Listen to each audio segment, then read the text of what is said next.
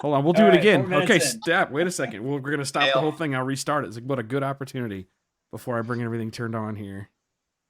Toggle Fail.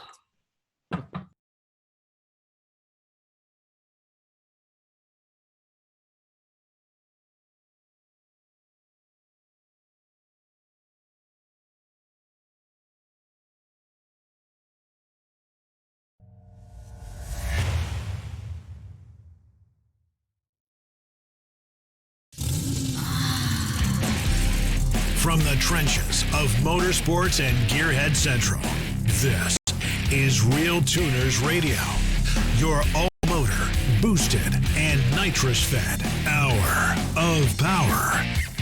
Now, here's your hosts, the Reverends of RPM, the Faction of Traction, John Bewley, Scott Clark, Bill Fowler, Scott Evans, Mark Dahlquist, Mike Perduto, James Short, Tom Sewell, Brian Barnhill. This is RealTuners Radio. What's up, everyone? Welcome back to RealTuners Radio. It's Wednesday, May 6th, 2020. We're somewhere in the middle of a lockdown or the beginning of a depression. We're not sure which, but we will be some podcasting mofos for the entire ride. Tonight, we welcome back a third time Eric Yost, CEO of Customs by Bigun. Eric is a master at chassis fabrication and setup, safety, and has great stories to share.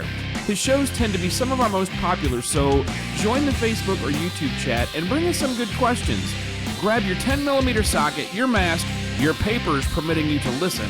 Sit back, relax, and enjoy. This is RealTuners Radio. Oh God, I'm 6 minutes late. I'm not sure what I'm gonna do. Actually, we tried it one time and it misfired, but since nobody else saw it because it didn't have the stream turned on, then they didn't catch that screw up. But, you know, it wasn't exactly a perfect intro. What's up, guys on Ring Central? Welcome aboard. How's everybody doing? Hey, can you hear us? Just as good as they were doing the first time I asked it. Huge fail. Take a drink. Getting started with the drinking early. I'm gonna have a buzz pass tonight. aborted. I'm gonna have a buzz tonight. I had some of that stuff left over from the holidays. Okay, so let's see. Does anybody know? I saw a brief clip on Facebook cruised by, and then I couldn't find it again, and said that there was a Southwest Ohio track where somebody got arrested for having an event, like the owners of the track. Does anybody know about that? Fake news. That was fake news. That didn't happen. Okay. Did not happen. Okay. Nope, Awesome. did not happen. Awesome. Didn't the track manager get cited though? Is that what happened? Somebody. I don't know. They said the person that was named in the article is being arrested. I'm not going to name names, but the person that was named in the article as being arrested was the track manager. And I don't know if he was cited or not, but he was not arrested. He was not removed from the property at the time, like the article said he was. So Interesting. it was 110% a lie by the news media. So it is what it is. Hey, real quick, Video with their let's get agenda. into a fast Facebook question. Charles Spoon wants to know, are masks required to listen tonight? Yes. Yes. You have to wear a mask. Yes. But you could be having an abortion while you listen. That's okay. No worries about that. Can't get a haircut. I got a haircut this week and it was outstanding. I think it was legit up in Nebraska here in Omaha. It was they allowed it, but it was only so many people at a time and I had to make an appointment. It was hilarious. It was me and like 39 other extremely angry females waiting for like $200 service jobs. It was pretty hilarious.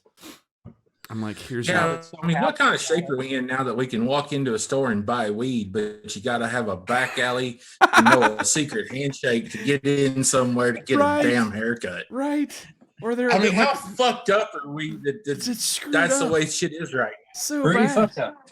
It was bad enough. It was somebody, before this COVID crap started, it's screwy enough that it's somewhere out in Colorado, there's some kids in a back alley smoking a cigarette and saying, hurry up, put out that cigarette and light a joint so the cop doesn't smell the cigarette that we're smoking. What the fuck? That is like a real thing now. Oh my God. Right. Who would have thought you would have Yeah. seen that when we were in high school? No.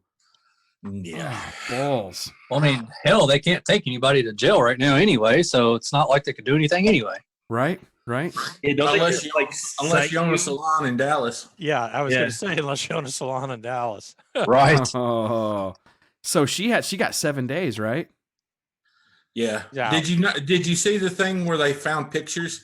Somebody found the judge's Facebook, and there's pictures of the judge hamming it up with Obama on this judge's Facebook. Let me tell you how that usually goes over. I'm sorry. Yeah. Inside Right. joke. She get a little more than 7 days for something like that. Right.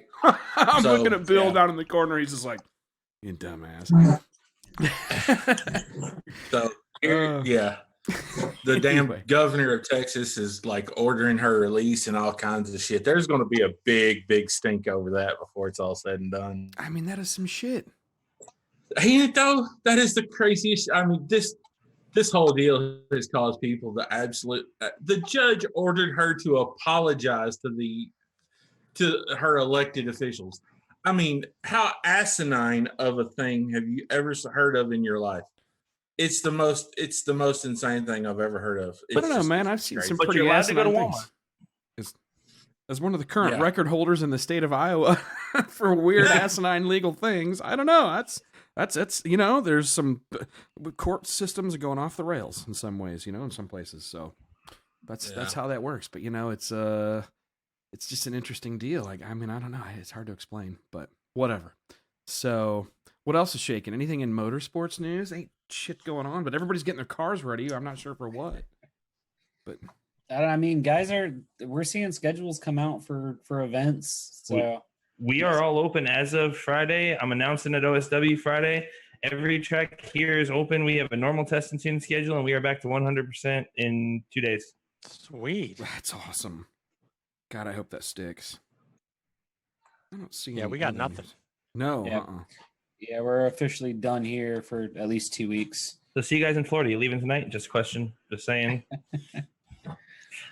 I'm about to take Tetra. Oh, sorry. I lost you, John. Your mic fall off? Yeah.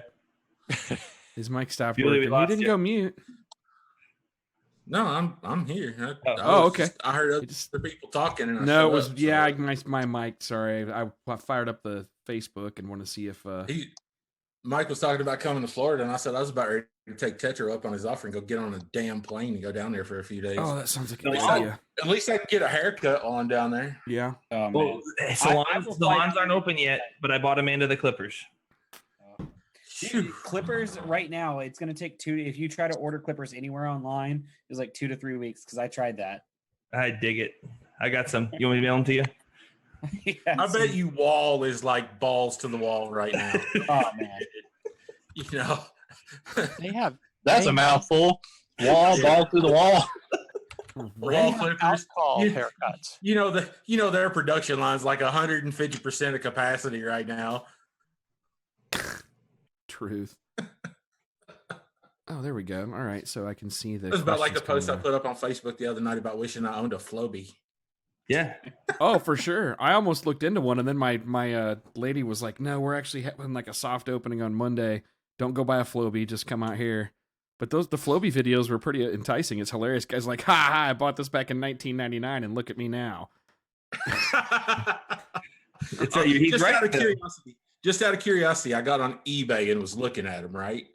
There are ads and like listings on eBay for these things where people are asking like $400 for Oh, these yeah. things. Yeah. They didn't sell for like $69 back when they were new, right? No, right? And they didn't sell So it all they're- for like 20 years, and now look at you. That's right. that's And- good for and them. now people are asking like 400 to 500% of what they cost new on eBay for like brand new in the box, never used versions of it. And That they people are going probably crazy. got for a Christmas gift from some terrible relative. Exactly. No, there was like one of little those videos. This $7 guy socks, said this. He's like, my in-laws got me this, and I thought they were completely retarded, like in 1999.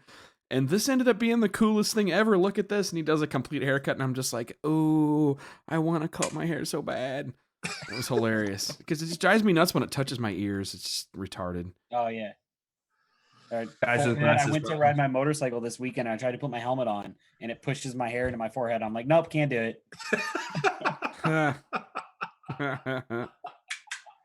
Yeah, and then eventually get to the point where the hair just doesn't seem to want to grow much anymore. No. Except, out of your ears and your nose. And other My poor. Yes. Yep. It happens. That's hilarious. So, Totally Eric, bullshit. what's going on down your way? Eric Yost, sorry, man. Welcome back. Thank you for joining us. And I'll just remind people that his shows are some of the most downloaded and listened to. You're right there. You and Jeff Stacy give Big Chief a run for their money. So good work, man. It's always good to have you. Oh yeah, glad to be back on for sure. Cool. Yeah, we're battling the cold weather right now. It's been 70s all week, and it's supposed to be 35 degrees tomorrow night. What? Say what? We have our local track, Mooresville, opening up Friday for our 704 Outlaw deal. So we're hoping to take beer money and the moonshine missile out. Sweet. Get some laps on it. Sweet. Did you guys prepare? Are there any events you're preparing Tooth Jerker for, or anything like that? Or is there? Yes. So we're trying to make Woodstock with it. Okay. Which is mid-April, isn't it? It's soon. Yeah. Scott, we're already past April. Sorry, buddy. April, yeah. I'm an idiot. Yeah. Hold on. I'm I'm just retarded. making sure you're with us. Yeah. It's right here getting some work. So we got cool. Cool. That was cool. He's got it on the video right there. Yay. So, all right. Yeah, Woodstock coming up. Keith Berry's race. That's a good time. I went to the first one of those when it was small. Now it's going to be like another Lights Out. It's going to be hilarious. So, Where what's is that? anybody got questions for Eric? I mean, everybody's pretty well familiar with what he does. Amazing chassis work, incredible NASCAR stories, awesome stories, safety stuff. We should, if no one's going to start, we should talk about safety, man. Did you guys see? Poor Nick Pluniak had a crash and he pretty much cooked to a crisp the dirty 30. You guys familiar with that? That sucks. So our hearts go out to you, Nick. Hopefully things are doing all right. But yeah. So I don't know. Anybody else got? What's up, Rich Mayhew? Look at all these guys: Charlie Spoon, Scott Doss, Steve Licht, all these guys. Hey, what's up, guys? Come up with some questions for Eric. Chassis question stuff. In the meantime, I bet Bill's got something he can say. He's a great interviewer. Thank you. Thank you very much. Yes. No, I'm kidding. So I do have a general question, and this is when we talk about the moonshine missile and we talk about beer money, and I think most people that are listening to the sound of our voices or can see what we're doing have probably watched the $10,000 drag shootout, which you guys won the first year. You runner up by, what was it, 200s or something? 9,000. 9,000. Okay. I mean, God almighty, Sucks. with having a few problems. The thing that I'm always interested in is when you set up a chassis, and these are these ridiculous 10-day, you got to build it with, a stick welder and one wrench sort of deals. And yet your cars always sit nice and low. Yeah. And a lot of the other stuff is all over the map. Can you talk a little bit about your chassis philosophy and why you set them up the way you do? Or Was how it do you obvious? plan that out? Yeah, go ahead. Yeah. That's a good question. Yeah, I mean, it all boils down to, I think you can try to get them as low as possible, with the power level we're at now. Back in the day, or, super stock or whatever, you're trying to, pull the wheels or whatnot, with not a lot of power. But if you're making a bunch of power, lower the better. Crank center line. There's some pro mod teams that even have their motor plates on slugs, and they can change motor placement between rounds. So they can lower their motor a quarter inch, eighth of an inch between rounds, and you got to figure that's a 500 to 700 pound motor that you can adjust in the chassis. A 10-inch crank center line is what we run in NASCAR stuff, and a lot of this stuff that we run now, you can get a super low dry sump pan on it, but you're up against a 400 turbo or Power Glide case, which we've talked about. Even trying to do like a dry sump, transmission to actually get rid of the pan altogether, to really get the motors lower. But anything getting just the chassis low, your instant center is trying to rotate around your center of gravity. So the lower the better, in my opinion. You can put more power to it. It's going to be more aggressive. And I mean, that's where everything's going to now. I mean, the Pro Mod stuff, they're 3 inches basically all the way back. So, it's basically if you lower the car down, you keep your geometry where you want it. So we re-drill holes in the stock locations. If we lower the car, 2 inches, and we need to re-drill another hole in the upper control arm box at 1 inch, then we drill it and keep it, geometry where we want it. So I try to get them in the dirt all the time. So behind you on the chassis table, it looks like a Fox notch, if I'm not mistaken. And it has what I now know to be kind of a characteristic deal for you guys, which is that low square tube. You've got, upper rails coming forward, an extension of the frame rail, and then that lower box section out in front. And are you willing to explain about what that is and why that's there and what you do with it? So in NASCAR, we got... That is a lead 6-inch lead puck. That's 25 pounds. So NASCAR's a frame rail off of NASCAR. It's 3x4, 8th wall. So that box there will hold 175 pounds. It's the furthest forward out. It's right where the bumper mounts, and it's 3 inches off the ground. So if you start adding nose weight, in my opinion, that's the best place for it. The lowest and furthest forward out as you can get it. And on these Fox bodies, you usually have to get, if you're trying to really get after it, get some nose weight in it, 56, 58, 60% on the nose. So that lead box I like to use because, for one, it's way safer. In NHRA rules, you're supposed to only have 250 pounds of bolt-on ballast, which this box is legally big enough for chassis. So it's welded on, and if you have a plate welded on one end and a 1/2-inch bolt on the other, it's part of the chassis. It's not bolt on weight. So if you do get in a roll or a tumble, it's not going to come out of that box. We had one on Lyle's vet when he wrecked and nosed it into the wall, and nothing came apart. We had to split it apart to get the lead back out, but so 6 inches is 25 pounds. So, if we do a 36-inch box or a 48 or whatever, we've got on the Dart, I think we can put up to 700 pounds in it. Underneath the car, lots underneath, basically at rocker panel height. One's up front.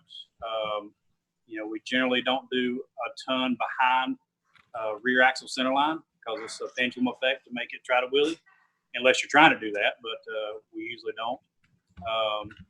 But I think it's a real safe way of putting weight in the car and not, and you can take lead in and out and nobody knows what you're doing. We take aluminum sticks or PVC pipe and fill up the rest of the box so it's not jiggling around. It's tight.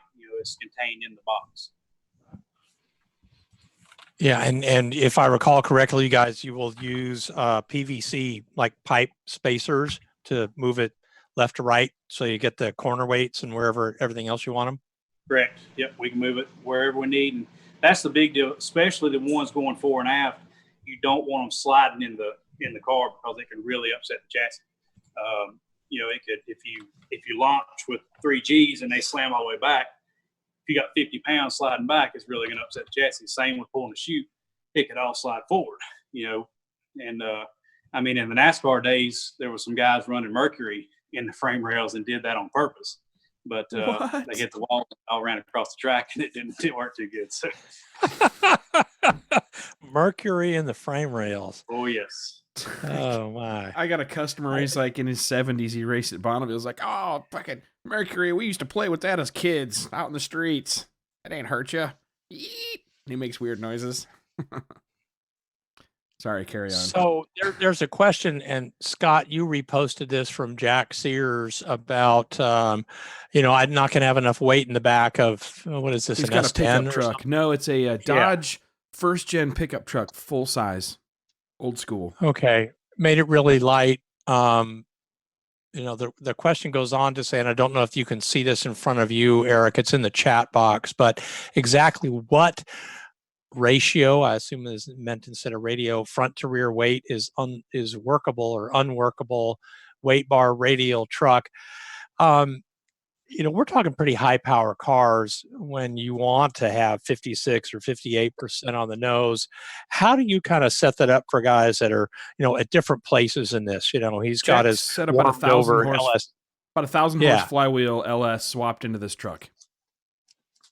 First thing I'd ask if it's a extended cab or a crew cab, short bed, long box, regular cab, right, Bewley? Is that right? We're talking about Jack Sears here. That's a short box, regular cab. Oh, got it. Okay. So wheelbase is huge on that also. Like a Fox body, you would run it, 56, 58, 60. Like the Dart is 114-inch wheelbase. We've been down on this one 52, 53%. On another Dart, same year model in X275, we were 50-50. And, it would go right down. But it was, we found where the center of gravity was at on it, with the dirt track guys, how they jack the car up on the scale pads, 10, 20, 30 inches and actually find center of gravity where, it was not like the 18 inches on the back of the camshaft. It was like 9 inches. So it's super, super low. And we were running it 50% and it would go, 112, 111, with the ladder bar setup. We actually did ladder bars for that before all the 4-link stuff came into play, that we had 2 different sets of ladder bars we could change out at the track, like a 54-inch set and a 42-inch set. Interesting. Could you expand a little bit on this idea of setting the car at different heights, front to rear, in order to be able to calculate the center of gravity? Because I think a lot of people, since we're a drag race focus group, we might not be aware of how the circle track guys do that. So a lot of your, from what I see, if you punch in your numbers for the anti-squat numbers, and you have this link bar, this long, and it projects it out, and it picks your center of gravity of the car. So it already tells you where it's at. And majority of the time, they say it's the backside of the camshaft, which is around 18 inches, just say, off the ground. And your crankshaft, your torque converter, turbo usually is all below camshaft center line. So to do it the correct way, there's it's a trig deal to find out the center of gravity. But you take the front diameter of your tire, just say it's a 26 diameter tire, and it's a 110-inch wheelbase. You jack your own scale pads. You jack the rear of the car up 10 inches, see what the weight is on the front tire, jack it up 20 inches, see what the weight is, 30 inches. So it's showing you the height and where it is pivoting around the center of gravity, being the diameter of your front tire, and you picking the back of the car up. So with those measurements and weights, it'll tell you exactly your 9 inches up, 60 inches back is your center of gravity. Then you can get a true center line for your anti-squat numbers. Nice. So when somebody brings a car in, and I can see another car looks like a 25.5 or 25.3 or something cage in it right behind you, and all the other, this is all really fast stuff. What do you want people to do that come to you with a car and they say, look, I'm going to be running a Bewley cam and a Jose turbo, and I'm going to run a 6.0 LS, and it's going to be this, that, and the other, and I want to go down the track, and I apologize to everybody in this call, but, and I'm going to be running a Fox body car. What do they need to be prepared to do to be ready to come to your shop or any competent shop? And what do they need to be able to let go of in terms of how to get the job done right for them, or what should they be thinking about to get the job done right? When we go to set one up, the main thing is to have enough adjustability on the car. If you show up and you don't have adjustable upper control arms, or you have non-adjustable front struts and no limiters, then our hands are tied. We need to have some basic stuff on the cars. Just say a Fox body, you need uppers and lowers adjustable, pullovers, front struts adjustable with limbers. We can adjust camber caster, square the rear end, get the front end where it needs to be, set the toe, and then start, plotting the 4-link stuff out, and then set the bump steer and set your droop limiters. And we've done enough Fox bodies where we know kind of where they're at. Where this other stuff is, we just kind of take an educated guess and go to the track and try it out. But that's about the best thing is, and to be full of fuel, all the water in it, your gear with you. If it's a 200-pound driver, don't send your 150-pound buddy to jump in the seat. We need to be at race weight with the correct stuff that's going to be going down the track. Cool. What's your turnaround these days? Yeah, how backed up are you guys? We got a lot of work. This whole virus deal has actually put us even more work. Yeah, everybody's at work and they want the car worked on, and they got extra time to be thinking about or buying this little part of that and wanting to put on. So now's the time to get it done. So that's not stupid. Yeah. Yes. It depends. Like we've got this this build back here has been a big one. It should be going should be on all fours here soon. We've got one probably going out tomorrow. LSX 98 GTX 98.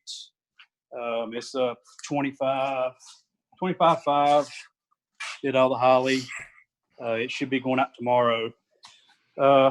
Duramax billet block, billet head. Sweet.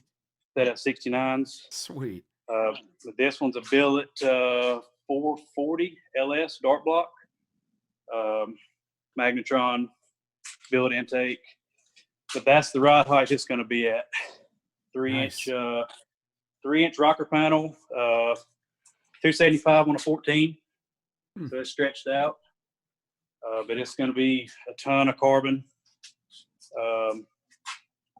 Rife sensors for the tranny. We got rife sensors up here. So this one's been a big one.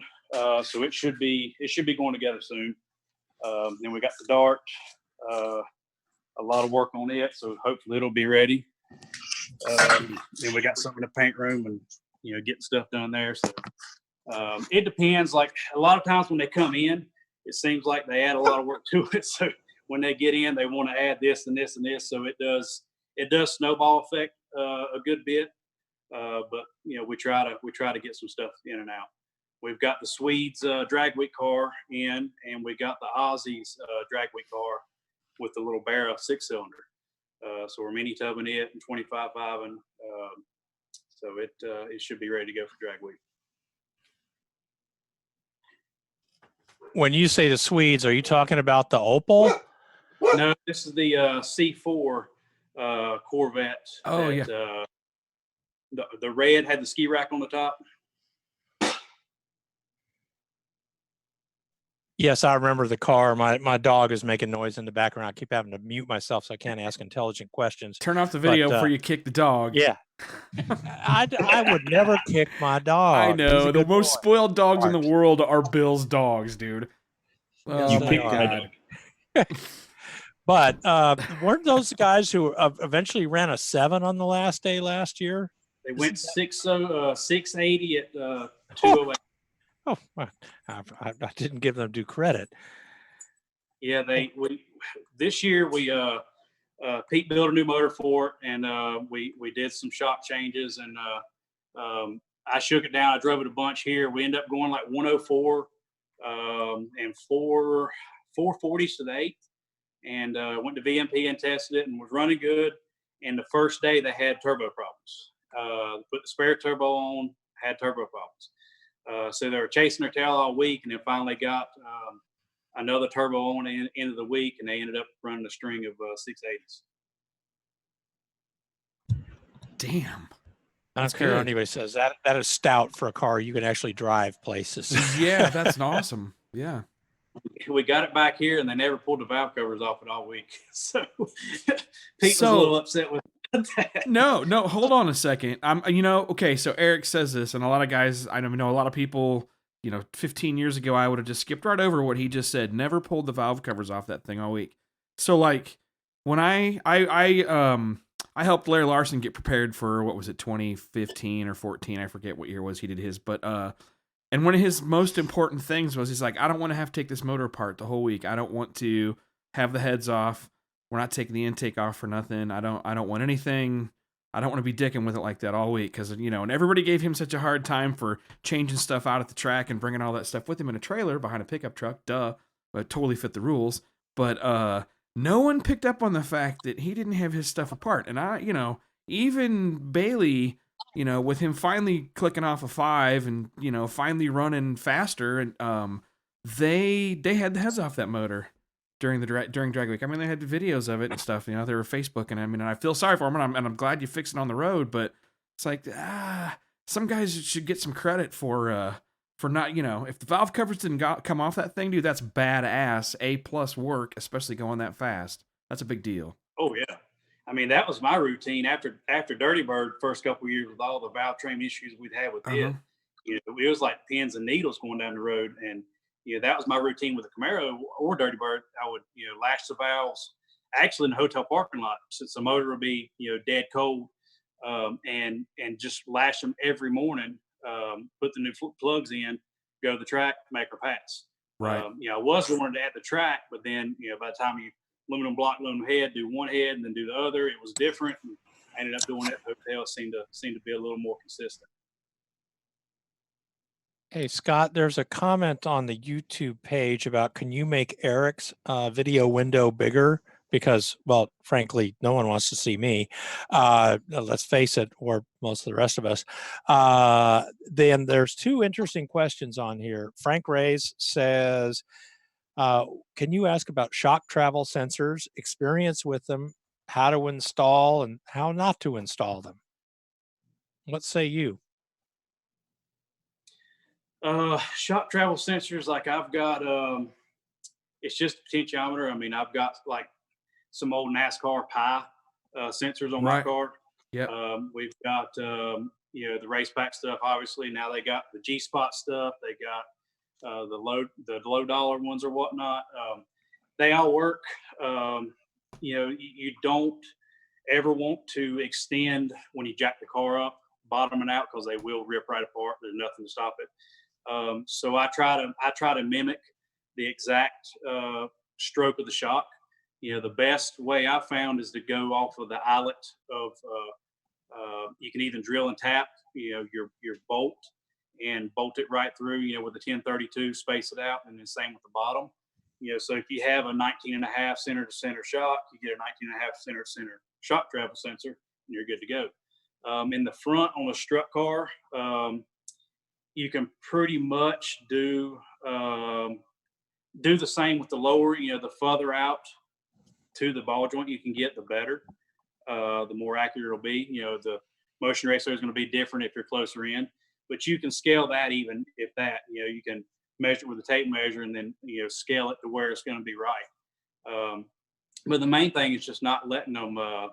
Tie down straps are the worst thing. You tie them down and don't see it there, and it pulls it all out of whack. Then it moves and it breaks. And I've fixed a ton of them that way. But yeah, that's the main thing, is just making sure they don't bottom out and don't get strapped down. Getting it travel.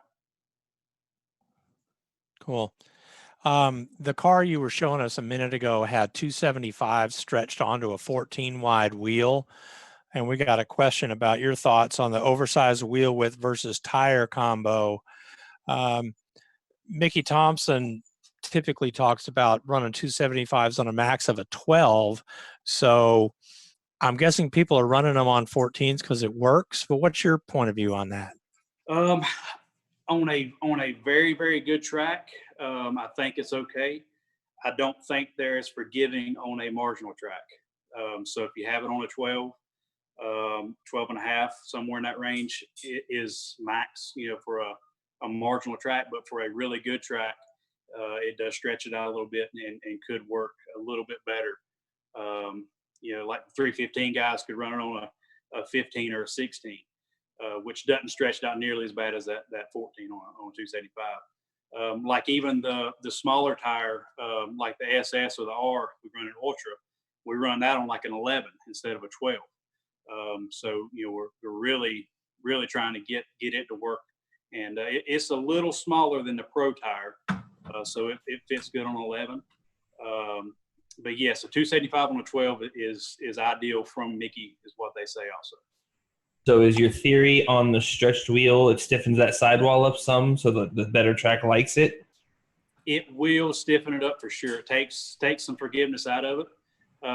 And I think, on a radial, that's what we're basically driving it into the track anyway. So on a perfect flypaper track, I think it'll be a good combo. I like that. That answers that. It answers a lot of questions as well, because you see guys like Little Country. I think he had one stretched on the 15-inch wheel just to be funny. Right. And it's about the oddest looking thing you ever seen in your life. But and I don't. We did some stuff in NASCAR, and I thought about trying to find some of the stuff that we used to rate the tires in NASCAR. So you have you got spring rate in your spring.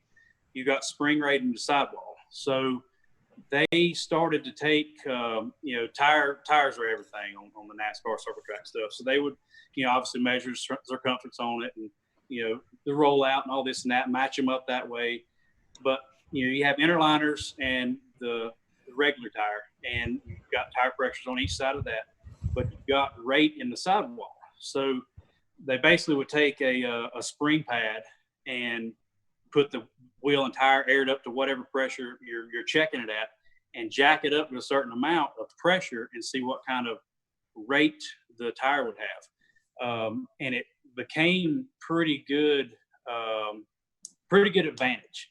So other teams started building their own, and the nicest one they built was, I think Childress built it. It was a van. They opened the two doors up, and it was a snap-on tire bouncer. They put the wheel on, and this load cell came up from the bottom, and it would measure it, and you spin the wheel, measure it, come back down, tell you the rate, and you match all your tires up. Well, NASCAR, outlawed it or whatnot.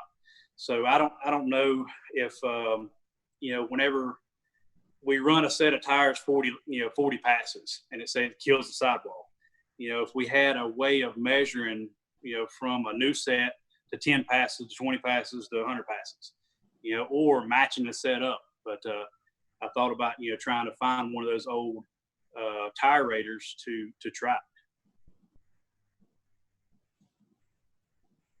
I love hearing this stuff about NASCAR because God bless them for having the budget and the smart guys to think about looking at all variables and figuring that out. That actually makes NASCAR cool to me. So that's, yeah. It used to be. I hear you. I mean, I understand things change and whatever. We start sounding like the old codgers. The flathead is the best engine ever. We're going to be that guy someday, Eric. But anyway. God. Yeah. Oh, we're going to be talking internal combustion versus, the guys with the electric cars. Screw those brushes and windings and bullshit. I remember good old combustion. Hey, I got a big EV project coming up, I think. So no, and it may be fast too. That's what pisses me off. These electric dragster guys are already going 5 seconds in the quarter. It's like, what the fuck? Yeah, there's no torque converters. How much power you want? Cool. Yeah, I think the old BFG days when they first came out, the BF Goodwrench drag radial, they were taking them on the chassis dyno and running them at, 40 PSI, rolling them at 60 mile an hour, then 30 PSI, 20 PSI, 10 PSI, 5 PSI, and just killing the sidewall, basically turning them into a slick, because they didn't know any different. That's the way a lot of them were going fast back then. They were killing the sidewalls of these brand new BF Goodwrench tires and running them like that. All right, I'm going to ask you a total out there nerd drag radio question. If we were to throw all the Mickey Thompson Hoosiers away and put everyone back on the BFG, how fast would we be going today? Not nearly as fast. Not nearly as fast. I remember when those were the thing. That was all you had. Those were BFGs, baby. Wow. We had the Goodyear there for a little bit, and we run, everybody had to run the latest and greatest, and we put those on a couple times and had a hellacious vibration, and never knew what was going on, and changed the tire and it went away. And we bounced them or whatnot, but it was weird. I don't know if it's the way the radial construction was, but like they were really bad on vibrating. Yeah, I haven't seen any of those in a while. Yeah. There's a question from HP Farm here. Would like to hear about starting line ratio versus finish line RPM. For a lot of guys who are, at the front end of this, trying to get, a car lined out or figure out what they're supposed to be doing, sort of the second thing after they start getting this is starting line ratio. What is that?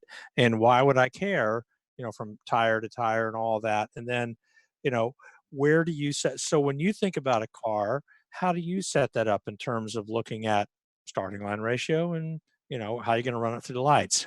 Well, I look at it backwards, start from the finish line. If you have a LS motor and you're going to turn it 8,200 RPM and you're going to run 164 mile an hour, then you're going to need,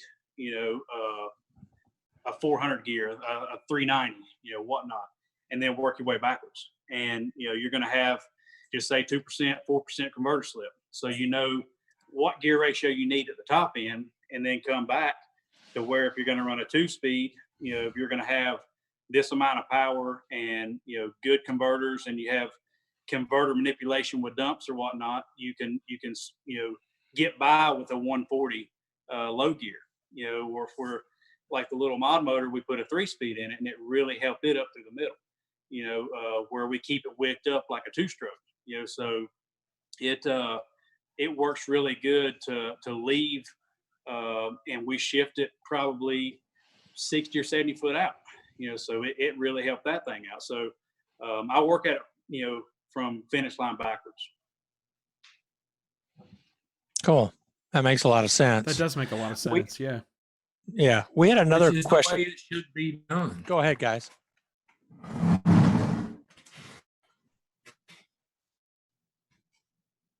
Don't make me play the crickets chirping. Hello. No, I was hearing a noise. I thought somebody was trying to answer a question, or maybe just fart. It sounded like a wild Bewley coming up from the back. Oh my God, he actually did the crickets. Oh man. So there was another question here. I got crickets. No, stop that. General advice for setting up an IRS car for drag racing. Yeah, a lot of IRS questions were coming through. Yeah. Converted to solid rear axle. Yeah. Next. Drag radial or slick. Because the slick would be more forgiving for keeping your contact patch, because it is a bi-spline and it's gonna deform, to try to stay flat. Like a radial is not gonna move. So ideally they all go into squat. So you try to get them into get some camber in it and get some toe to where they straighten out under power. And when they squat, the contact patch is flat. But usually a slick is a little more forgiving, as the sidewall will let it stay, as it wrinkles up, it'll let it move a little bit on the wheel. IRS cars, they normally don't separate at all, and there's just the geometry in them is just not conducive to working with a radial very well, from what I've seen, especially with, at least with Corvettes and the way Corvettes work. The geometry is just not there. You can make them work on an IRS car. What we found was key is we actually put the car on the alignment machine and then strap the back of the car down to pull it down to actually get the geometry right while the car was squatting. That actually helped us out a lot. Every car is going to be a little bit different with how it reacts on the IRS in the back. So if you can do that, it's kind of the best thing you can do in that situation. Wondered if Tom was going to chime in on that one. Yeah. For me, I'm running IRS. It's kind of dumb. So Anthony, and I apologize in advance. I need to put my glasses on so I can at least see the name. Tequino. And I know I've screwed that up, but it's saying that it's our drag radio. So Anyway, if that makes a difference, it His sounded IRS like we car. were expressing a preference for a bias ply with an IRS car. So is there a time when it's better to run a radial on an IRS car?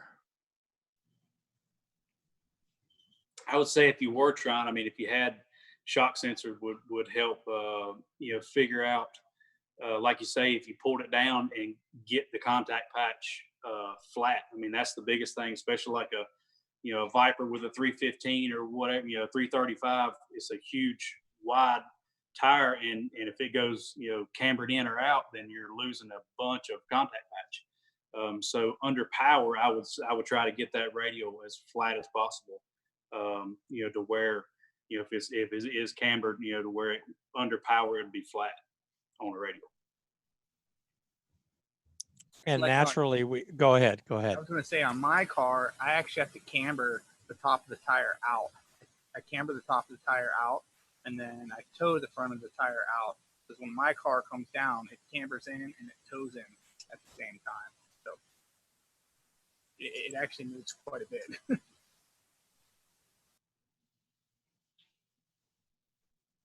The last question in this was, how about IRS and a manual trans? We might as well just make it as fun Horrible as possible. Jeez. Go autocrossing. Make sure you have a clutch in it, a good clutch. Right. As an adjustable clutch. Yep. Yeah. Either the tire or the clutch has got to slip, one of the two. That bears repeating, I think, sometimes, because I don't know that people understand that function of drag tires or clutches or both. But so I'm going to ask a controversial question. Here we go. Big block, drag week car, trying to convert from NA to turbo, big single or twins to run. How many turbos Say do you bottom want sevens on the or hood? mid sevens. I say it again. Bill, we've already told you, just do twins and get it over with. Packaging will be much simpler.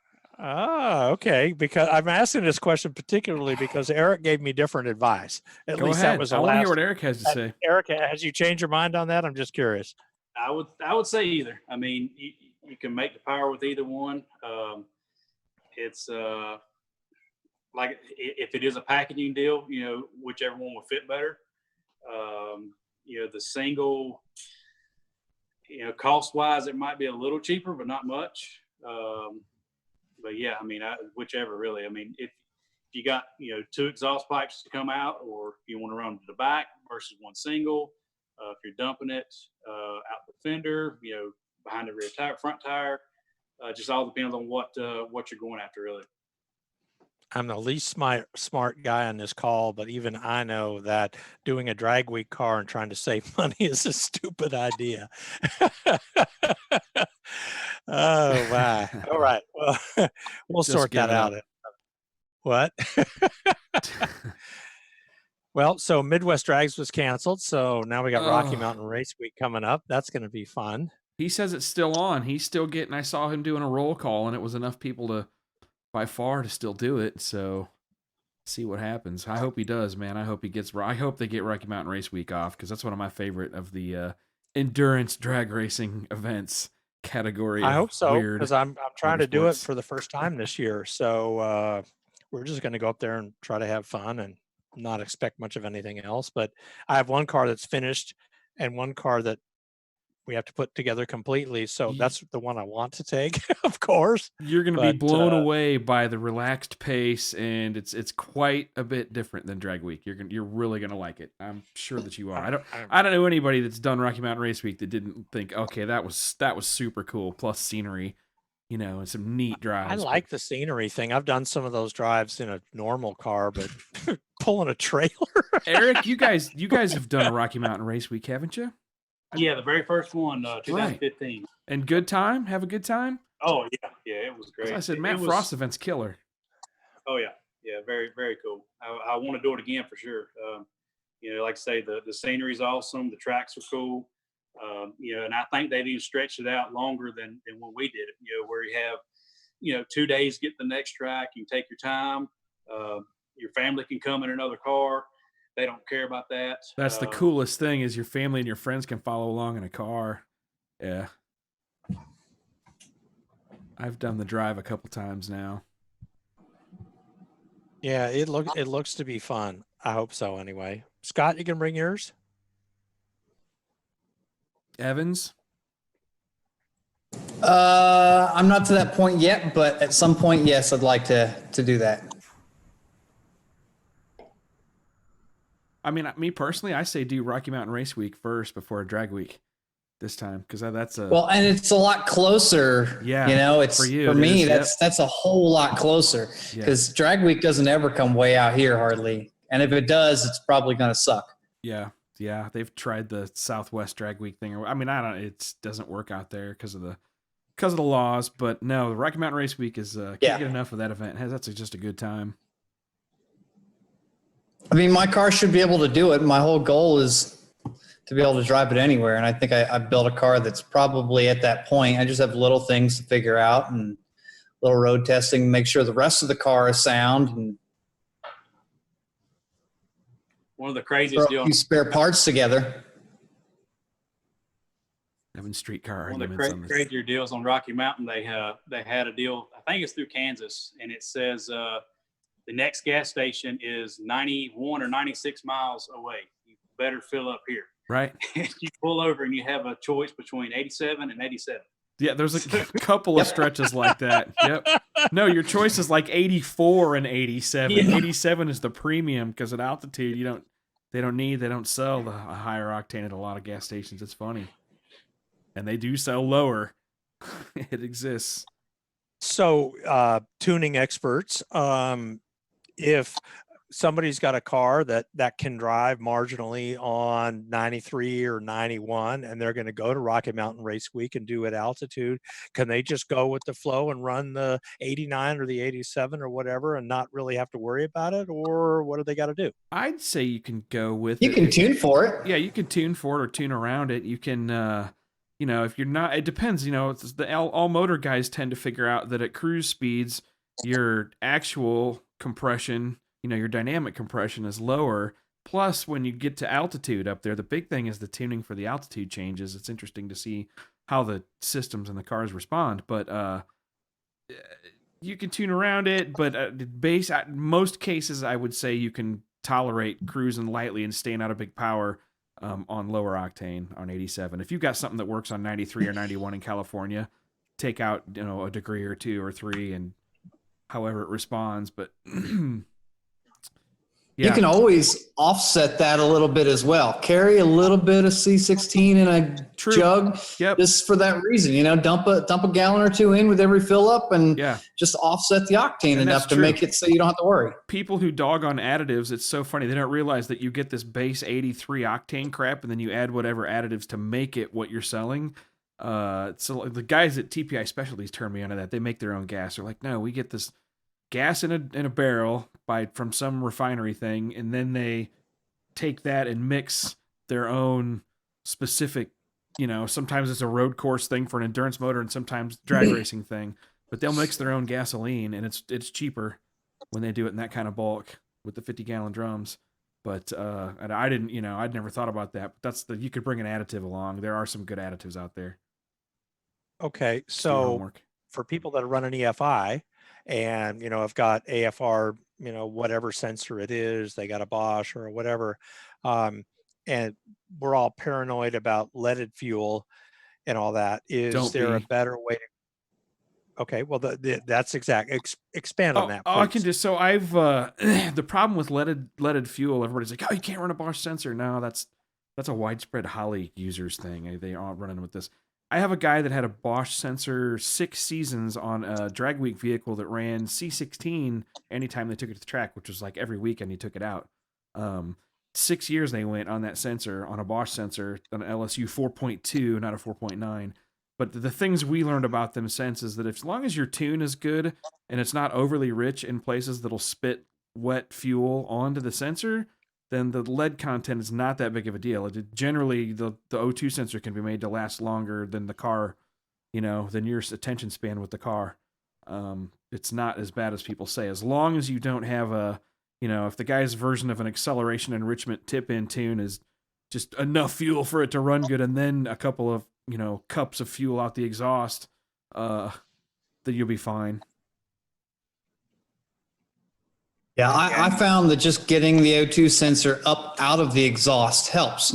Most people have it and it's sticking down in it pretty far, but you can buy the bungs that space it up out of it that are really designed for heat reasons, and that helps keep it off of it. Even when you do have liquids at that point, now the tip isn't sticking down in there, so the pump and the cell inside the sensor doesn't get all clogged up with all the garbage, doesn't get hit by the liquids, the ceramic inside doesn't get broken. It gives your sensor that chance at longer life, and you can go years and years and years with the same sensor if you treat it really, really nice. It always comes the same thing every time we have the conversation. Just keep liquids from hitting the ceramic on the sensor, and it'll last a very long time.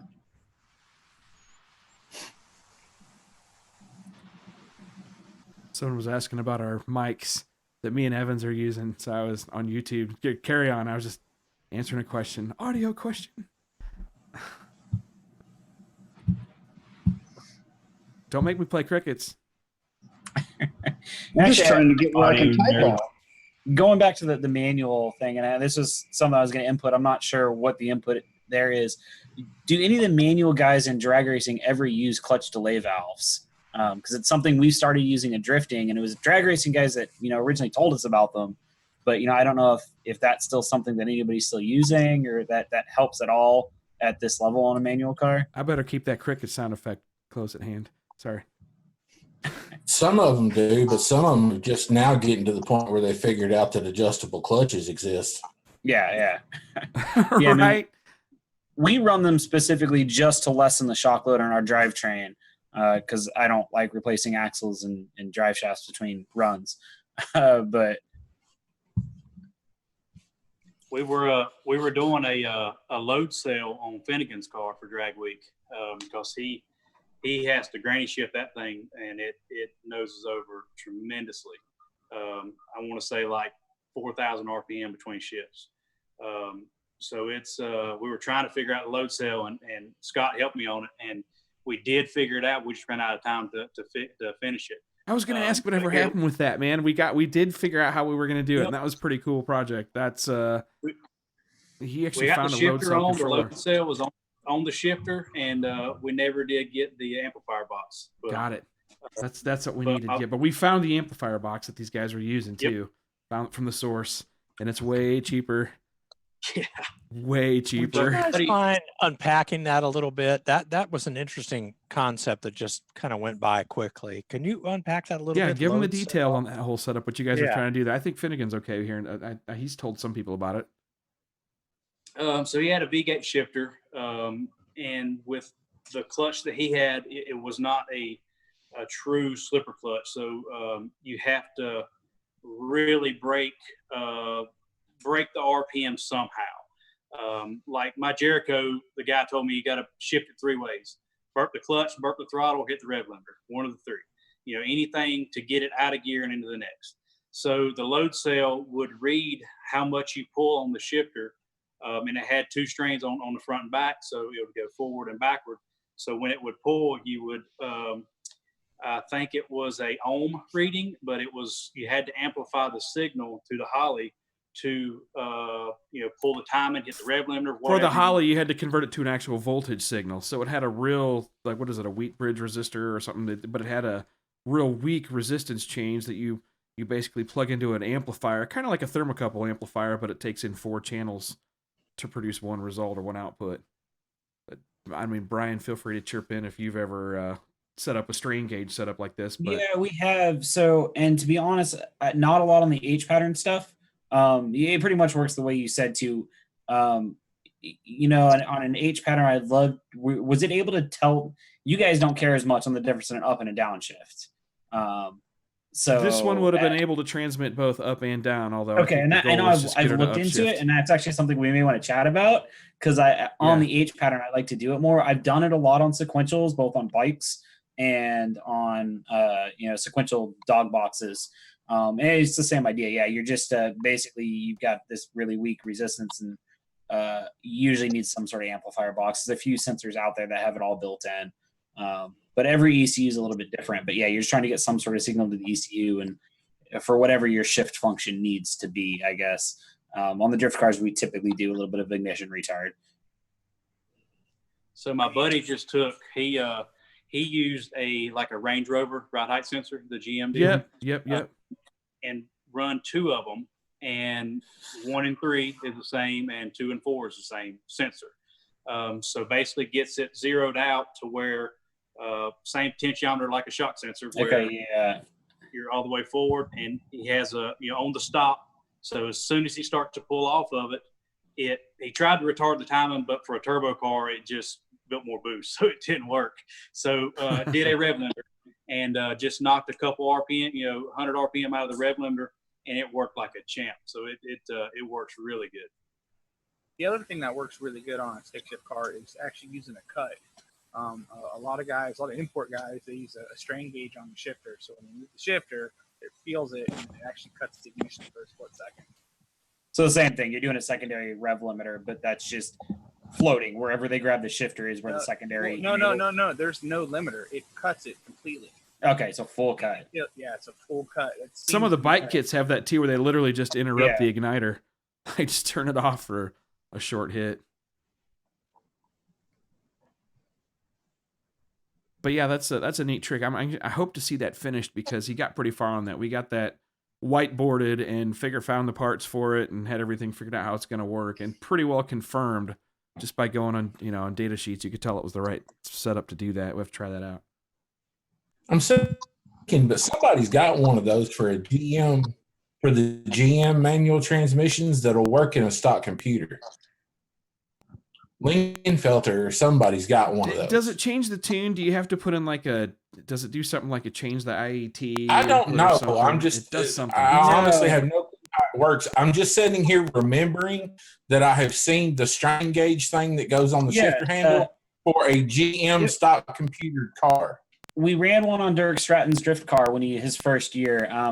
To be honest, we had a lot of issues with it, basically causing the car to go into limp mode a bunch of times, interrupting the coil. We didn't spend as much time messing with it as we should have. It was something that they didn't want me to mess with it. They just wanted to drive the car, and they took it off, and he just drove without it. If it didn't work right away, we're not going to do it.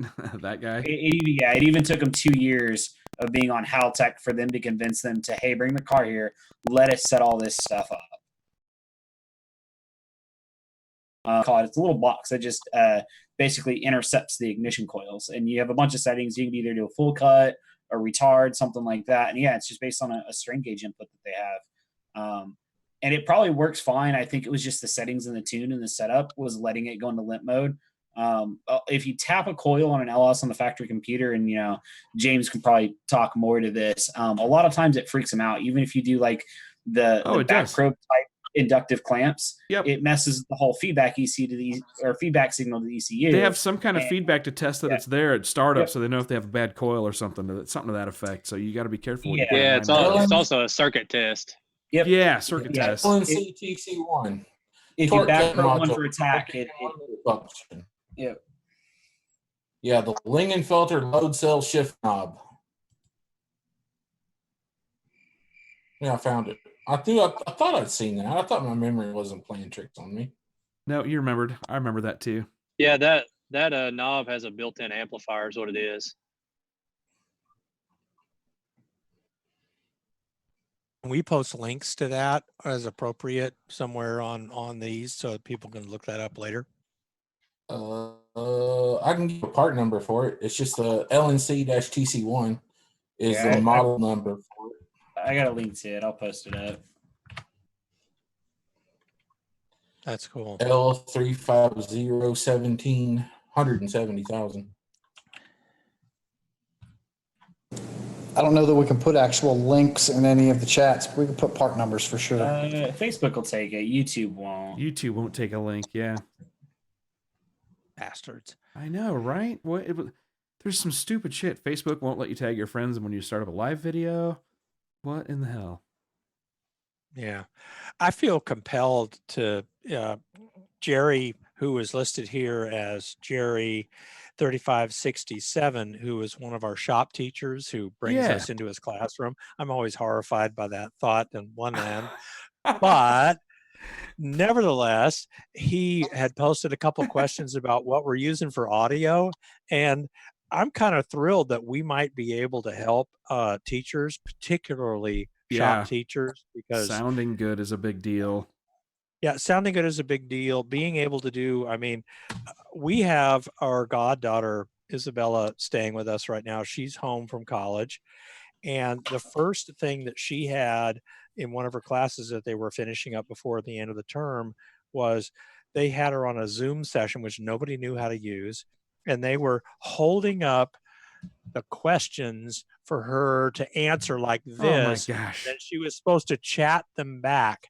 Now, I've been working on e-learning crap in my other career for a long very time. Long time. Yeah. And it's like, really? We're holding up paper to the camera so that somebody can chat back the answers? I was just blown away. And she goes to a pretty sophisticated program. I will not name names here to avoid embarrassment, but she's pre-med, so it's not like it's dummy stuff. Right. And I was just blown away by this. So watching the state of e-learning in this country has been kind of horrifying. So I am glad that we can help Jerry and anybody else who's listening out there who is teaching kids or helping them understand what's going on in the automotive world. You know, hey, we're happy to help. We want to help you do a better job doing distance education, because this is going to be a thing pretty much for forever a while. now. Yeah. My view, pretty much forever. So no, I remember. For anybody who's doing, go ahead. For anybody who's doing the Zoom thing, because a lot of schools are trying to do it, a whole bunch of stuff is doing it now. Just know that anything you can get onto your computer, you can show on the screen with those apps. So anytime you have a teacher that is holding up stuff, just teach them simple. Hey, if you put this in a digital format on your computer, they can share the screen and everybody can see it super crystal clear. Yeah. So that you can help your teachers help you learn better because you can see the stuff better. That's the idea behind it. Have you guys seen what Shannon Davis has been doing since he was on here? He did, we helped get him started, and he's making all these killer tech videos with real good high resolution with the screenshots of everything that he's doing. He walks you through using the application, setting things up. It works good now. But yeah, it's actually, if you learn how to do just a little bit, you can watch these YouTube tutorials on how to do that stuff too. How do I put my Excel spreadsheet online for everybody to see? Yeah, don't do spreadsheets right now. It would just put everybody to sleep. No, I'm kidding. But the point being that we have done application sharing. We were doing, the guy who is the CEO of Zoom, which everybody knows right now. Right. Pisses me off because he was one of the execs that came over with the WebEx acquisition at Cisco when I was there. Yep. And now he's gone on to do Zoom, and Zoom was kind of like, we're about to die. And then COVID-19. So if there was ever a company that's been rescued by this thing, it's Zoom, let me tell you. And in the meantime, WebEx, which has been this great platform, which I supported and everybody at Cisco supported for all these years, is like, no, I don't even know what that is, even though it works.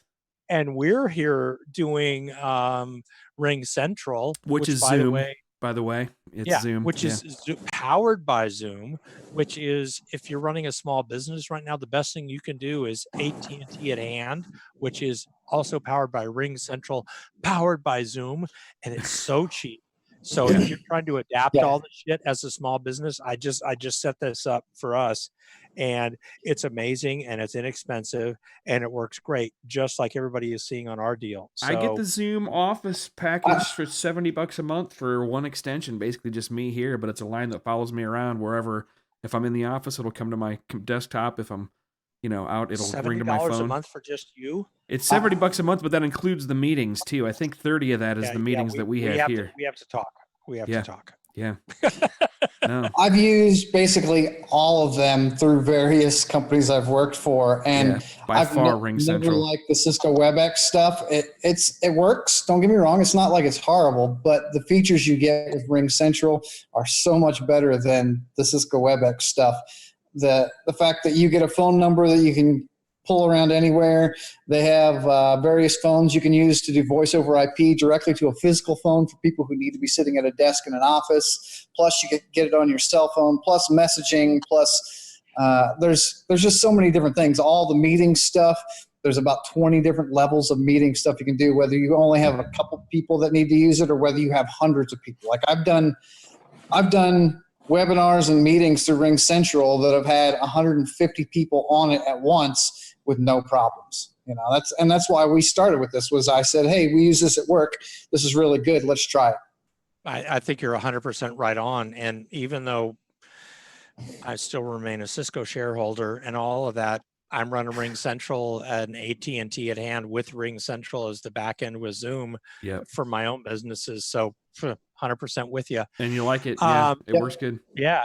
Hey, Eric, you guys are at the front lines of doing the physical work on these cars and setting up some of the best and most successful cars in the country. Are you guys being impacted by this change to digital technology and how you interact with people? Not really. The biggest thing that we've ran into is getting parts. Out of state that companies are shut down. Things are kind of jacked up right now. Yep. Yeah. For shipping. Needing turbos or needing parts. That's the biggest thing we've run into. But luckily, all these cars, we got a good bit of parts on the shelves ready to put on them. So we haven't been impacted much at all right now. Pete at HED is running into that with crankshafts and pistons and stuff like that because most of the pistons are a custom order deal and they're on a limited run at all the piston shops and stuff like that. So we're fine right now.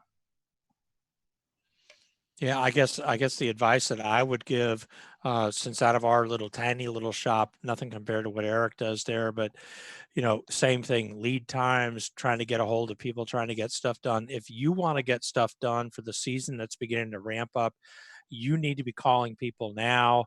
Yep, and get them talk lined to up. people live, get it lined up, get your stuff moving through the queue, order your parts, don't wait. Get on the phone now, today, or online, or whatever you're doing, but don't wait, because as this thing begins to release nationwide, you're suddenly going to be behind the curve and you're trying to get a foolproof camshaft, or you're trying to, get some stuff done at Customs by Bigun or something else. You don't want to be backed up late in line because you were waiting around for everybody to hand it to you. So get it moving. And before they drop their car off, when someone like Eric says, hey, I'm ready for your car, bring it in. If you don't have the money, tell them then, please. Yeah, please. Please.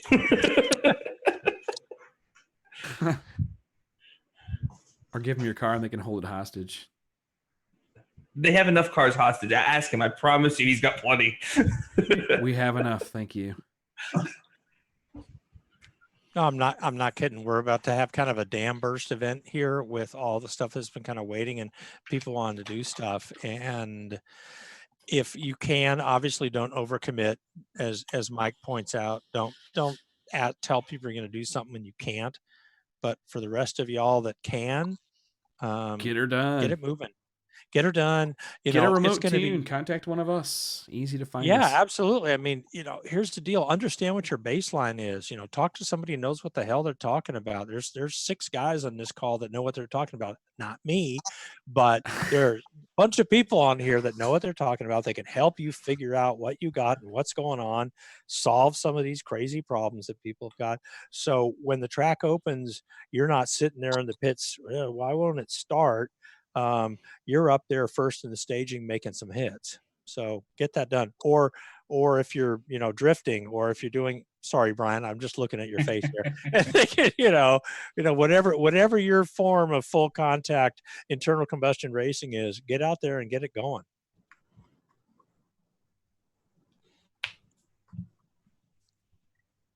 Bueller. Eric, what are you seeing as like where the racing series that you deal with, where are people headed? Where, if people are thinking about what they want to do next or what class they want to run, or, what are you seeing as where, there's an opportunity to make a splash? Well, I mean, around here, the no time deal is really big. You know, I see both sides of it. You know, I've raced in it a little bit. I don't like as much of that as I do like some of the street car shootout stuff. I mean, that's all I'm going to do my car with is drag week and these, you know, street car shootout things. But, you know, like the no time stuff is really big around here. It's hard for sponsors and stuff to, if you got a car that runs up front, well, nobody knows it runs up front. You know, it's a no time deal. You could have got lucky on a tree, or you might win races, but nobody knows, you know, you're setting a record or this or that. Run the clocks, man. Right. Exactly. I think they don't no realize the spectators like the clocks. Bewley, do you got thoughts on that? Is he still with us, or he?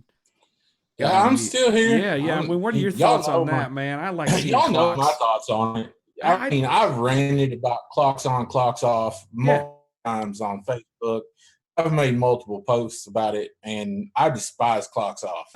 Me too, man, because it kills it for the spectators. Y'all don't realize what keeps this doable, you know. You know, I'm coming from a sponsor's person's standpoint. You know? Yeah. You know, I want people to see that. Can't. You know, it helps. You know, I don't get a return on my sponsorship investment if people can't see results. what the car runs. Yeah.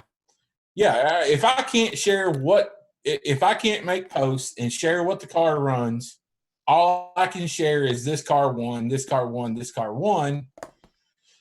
Very rarely do I get the return on my sponsorship investment versus me being able, you know, to share that a car won or share a car's time. There are exceptions to that rule. I have a no time car that I help and I sponsor parts to and I help with, and I get a return on that investment, but that car is special and he is an exception to that rule. And to be honest with you, I have cars that are much slower than him that I can share times with that offer me just as much return on my investment of the sponsorship, and they're not near as fast as he is. So in reality, I get a better return off of helping the slower guy, you know, because he doesn't have to be as fast to give back to me what I help him with, you know, based on what I help him with. It's better for me to help him because, you know, I don't have to help him with parts that are as expensive and robust because his car is not as quick and doesn't require, you know, those kind of parts. And I don't like clocks off. I wish the clocks were on. You know, I wish people could show the fact that, you know, some of these guys are putting 2 3/10 on these other guys. And, you know, it just, I'm not a fan of clocks off racing. I wish it was clocks on. For us shop guys, it's literally like posting videos up of a dyno run and not showing a number. You know, it's like, here's your candy, but you can't eat it, you know. Right. So for shops, that sucks because you don't have results. You know, results is what drives people to come to you and people to come to us and people, you know. And you know, I honestly, you know, they could have that style of racing. They could have chip draws. They could have the shootouts. They could have all that, and it'd be clocks on. And I don't think that style of racing would be any different. You know, the people that's going to be the people that complain about it. You know, that are saying, "Hey, it'll kill the class," or yada yada yada. People know what certain cars run. A general idea, and if they're scared, they're not going to be at the race anyway. Yeah, the guys that are in it know how fast the cars are. I mean, the guys that are putting something in the beams with Derek Kelly, they know how fast that car is. They've been doing it long enough. They know how fast that car is. They know what kind of number that they have to run against him. They know how fast they know how fast Carlton Thompson can run. They know how fast Jason Tyson can run. They know how fast these guys can go. Whether or not they go that fast is another thing. But, well, and the other answer is a stopwatch will get you within a tenth. Right. But a tenth, as fast as these guys are going, is 2 cars. But the people in the stands don't necessarily know how fast these cars are going. And, the guy that's got his 530 car sitting in the parking lot, he doesn't necessarily know how fast these cars can go. And I'm not necessarily, if I'm helping these guys out that are running these style classes and these style races, I'm not necessarily looking to try and draw in. I'm looking to draw in the guys he's running against. I'm looking to make customers out of everybody there. I'm looking to make customers out of his competitors. I'm looking to make customers out of everybody there watching, right? So I want to draw as many people as I can in. So I want as much exposure and visibility as I possibly can get. And being able to light the boards and people see how fast this car is. If that car can go 180 to the 8th mile clock, I want people to be able to see it, And just for an example, Carlton, let's take for example Carlton Thompson. He's a customer I did a cam for that used to run, I guess he still does, and he's going to, but he runs the Carolina No Time stuff. And then he crossed over and he also ran LDR at Ducks Race. I'd get sparing phone calls when he would run a no time race with Carolina, and people would ask me if I did it, and they would be interested in having me do work based off of his performances when he ran that series. But when he ran LDR at Ducks Race and qualified 3rd with a small block single turbo against the big block twin turbo cars and the heavy hitters like Shane Stack and all of those guys with, supposedly the baby combo of the class, that got me, 5 times as many phone calls on what he did at that race over any other race he's ever taken that car to, because he lit the boards at Ducks Race. Right. So I'm kind of curious, John and Eric, if you would weigh in on this as well. Both of you guys are in the same business, which is making as many people as you can possibly service go fast as possible. Eric, what's your point of view on no time stuff versus this? And, what's important from your perspective for a guy that comes to you that wants to be successful? You guys are busy as hell. So how do you pick who you're going to take care of? I definitely like the boards lit. So I'm in the same boat as John, and I like to see how fast it's going. And, a lot of times you need to turn your stuff up more. And that's where some of the no time guys are like, oh, we don't know how fast it's going, and we don't know how much to turn it up. But that's drag racing. You need to know what your competition is doing, and that's what drives us to go faster. If somebody goes 404, we're going 402. I think that's where it's at, competitive stuff on that. So, I think they need to be lit up, for sure. I don't like the no time stuff. I like watching it. I don't like. I like watching some of it, but I don't like competing in it. Right. I'm going to come in. I have something. Go ahead, Scott. I have something kind of cool to add to that. If you're a no prep guy and you don't know what your time is, you don't know how fast you go, and you need to be able to tell somebody how fast you go, buy something that can tell you. There are sensors that you can use to measure G-force to figure out speed.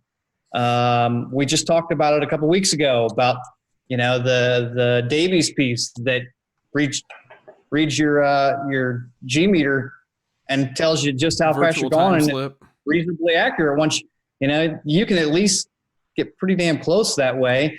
And I know Mtron's about to come out with the same thing built into their ECU, so there's plenty of ways to get that signal to figure out just how fast you're actually going. Or give you a some lot type of even just dyno simple comparison, or well, yeah, even just simple wheel speed, front wheel speed. If if you can get a wheel that stays down the whole time, you can do some calculations to figure out where your eighth mile and your 60 foot, your 330, your eighth. You can figure all that stuff out. There are plenty of apps that will take the math and the speeds of your data, and you can then plot out where those things are, and they're pretty close. I mean, they're not dead on, but it's not close. They're awful consistent. damn close. Yeah.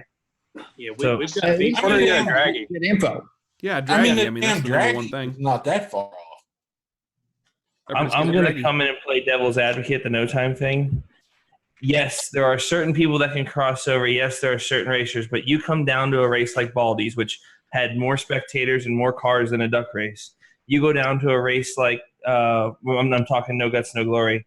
It's an entirely different world. Those guys, you turn the boards on, every one of them's going to sell their car. You are going to lose a faction of motorsports now. It's not something where it's like, oh, we can just turn the boards on and nothing would change. No, it's not even remotely close to being accurate. This is a different world. They win their races with their mouths. They don't care about going into a class. They don't care about who I'm going to pull as a chip draw. They go draw down on the car they know is 2 seconds faster than them and win the race with their mouth. When you bring someone like Carlton in who runs like no time shootout, stuff along those lines, that's a very different world than the no time grudge guys where they're walking through a parking lot at the track and saying, I'm going to run that car and doing it all. There's an it's like the aspect Memphis of that Street Outlaws guys, right? Well, no, fewer not so teeth, much. no times. Well, and there's a hustle there, and there really is, and these guys don't want to go through with 8 classes of racing to win $5,000. They're going to bet $25,000 on this race right now. The race we put Tetro's car in the wall, we started out with we were going to race $250, and by the time it was said and done, there was $5,000 or $6,000 in that pot. That's right. For one race. These guys don't make that run in 8 rounds. One races like that go down, but that's if you were to say, at the same point, you can tell those guys you don't have to run the race that we had the boards up. We run one for the guys that want to see this shit, and you can give the race to the guys who don't want to. And as a sponsor, someone like Bewley, someone's Eric, they can tell them, look, you guys have to pay. We can't, and we do it with Will. Look, let's take Will Tetro's RX-7 for example. That is a sponsor's heaven because it's a different race car. But we choose to run the car no times, and that's an exception, a point he has chosen to make. He has said, I'll pay for my parts because I keep the time boards off. And that is a car right there that if you said, hey, we're going to turn the time boards on right now, it's going to totally change everything about that car, every aspect of the car. I can't put a quantitative dollar figure to it, but literally a race that had more spectators, more car count than a duck race would literally die if you said, hey, we're going to do away with it. Well, that's in my opinion, Mike, that's a completely different thing than like what me and Eric were talking about. Me and Eric are talking about like this no time stuff, like the Carolina no time series. In my opinion, that's more like shootout style stuff. They do some stuff. What you're talking about, in my opinion, that's more like a bunch of grudge guys just getting together and having a bunch of. But that is flat out the largest race you will ever go to. To me, that's just a pure, grudge race, right? That's just grudge. When I tell you, Scott, we were literally busing people in from half an hour away because you couldn't park cars near the piece of property they were racing on. I've been to the Nationals in Indy. That's a pretty big event. It's not because you don't understand. People bring their kids, and their kids are betting dollars on the track. Yes, hey, and you want to go next level? Some more money. Here's $100, and they go stand on the track and just dollars all day long. It's like a whole lifestyle. Go to a duck race. No, the duck race has that crowd. I love them too, man. Yes. The guys out there. If you've been to a duck race and you haven't been the last 3 years, you haven't seen it. Go to the race and watch. Okay, we're gonna run X275, and after it, we're gonna run Carolina no time, and you will literally see an entire crowd walk away from the stands. An entirely new crowd's gonna walk up. It's not that. It's an entirely different group of people. That is something that's you have to be just, I don't know, you have to go and you have to be a part of it to see it. I understand. I hate it and I love it all at the same time. I just I've had grudge guys. Grudge guys come from from New Jersey, just to my shop because I'm out of state. Yep. But I can't post any pictures of anything I'm doing because they don't want any of their competitors to see. So that's less advertisement for me. If we do, I've cut a steel body off of a S10 truck and put a fiberglass body on it, painted the exact same color, and went back to another state, and they pulled it back out like it's the same car. So we cut 300 pounds off of it. But understand, you're not going to get advertisement money for that. You have to charge for it. And let's be real, the guys that are racing that race, they're willing to pay. Oh yeah, because they're going to make 20 grand on the first race. Well, they're going to win or lose 20 grand first time that truck backs off the trailer. It doesn't need to make 8 passes. It doesn't have to qualify. It's going to make 1 lick, and it's going to be for 20 grand. Yep. And that is a fun race to watch. You're not lying. Yeah, I mean, and I understand that. And to me, that's like a completely separate thing, to what me and Eric were talking about with like the Carolina no time, no prep stuff. That's, to me, that's completely different than like the whole no prep scene in the Midwest that everybody is up on. Right. That whole no prep scene where they do chip draw and stuff, like that whole deal. I think it's like a completely separate thing. And the whole grudge world, like what you're talking about, like what goes down at OSW, that's never going to be clocks on. And, I'll never have my foot in that world as far as like an advertiser or whatever. Nobody will, because those guys, that's just the way that world is so secretive. Nobody's ever going to try and do that and trying to make something off. It's the sled pull of drag racing. Right. Right.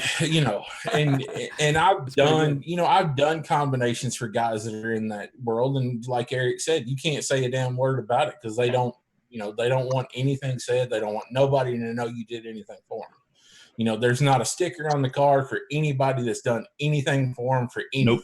Nope.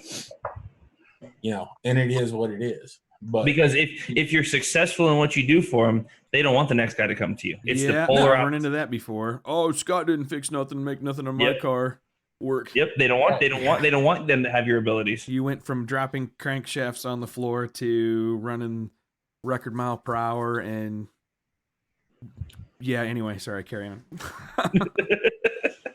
That's the kind of person, when you do something successful for them, then they start bad-mouthing you to keep you a secret from everybody else. And you're like, dude, you can't fucking do that. I have a local guy here that literally just took his motor to Arkansas. Understand, I'm in Orlando, guys that don't know me. To Arkansas to have the machine work done because he didn't want anyone local to know what his combination was. Literally drove to Arkansas, had his motor rebuilt, redone, gone through, refreshed, and drove home. Good Lord. But I believe Mike, that. you have a There's some good engine on. builders in How Arkansas. would we know that you're an Orlando guy? There's some good engine builders in Arkansas. There is. Oh, I'm not, but there's plenty here too. You know what I mean? Like you drove past. For sure. How many engine builders between here and there? Yeah, 3,000 that he could have chosen, but whatever. I feel you. Some people are just weird like that, man. Some guys out there saying his Nova runs 24s and quarters. He's trying to grudge gavel. I had a buddy that worked for Sonny Leonard back in the day, long time ago, and that's when the 632 aluminum block deal, first came out, and they built this Grudge guy a 632 aluminum deal, and it was beautiful. He came in and paid for it with a garbage bag full of cash, and said, "Oh, I can't take it. It's too nice," So they sprayed the whole motor down with WD-40 and took the vacuum cleaner off of the mill and the lathe and put it on the blow side and blew the whole thing down with dirt and dust and debris from the shop. They went and run it.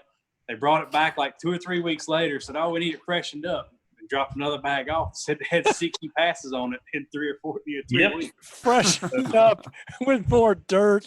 I mean, like literally, you build. What was it?